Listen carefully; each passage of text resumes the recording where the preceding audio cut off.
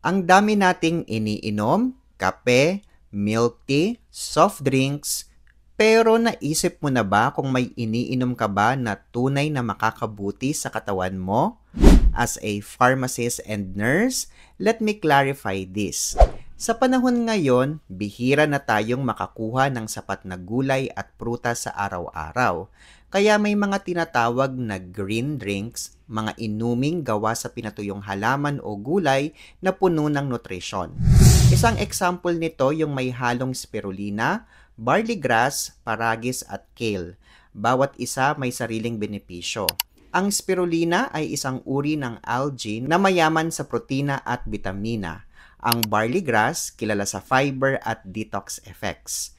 Paragis naman ay ginagamit sa traditional na panggagamot sa pamamaga at ihi, at kale na isa sa mga gulay na may pinakamataas na nutrients. Kapag pinagsama-sama, nakakabuo ng inuming mababa sa calories, walang added sugar pero may fiber at vitamin C na tumutulong sa immune system. Paano nga ba ito inumin? Simple lang. Isang sachet lang haluin sa 250 hanggang 350 ml na malamig na tubig o gatas. Hindi na kailangan ng blender, walang kahasal-hasal sa preparation.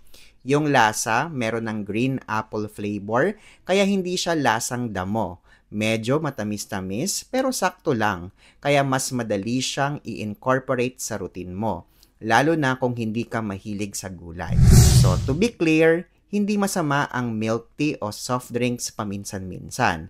Pero kung gusto mong subukan yung may ambag talaga sa katawan, pwede mong i-consider ang ganitong klaseng green drink. Ako, si Renz Marion, isang licensed pharmacist at nurse. Para sa mga gamot tips, follow for more.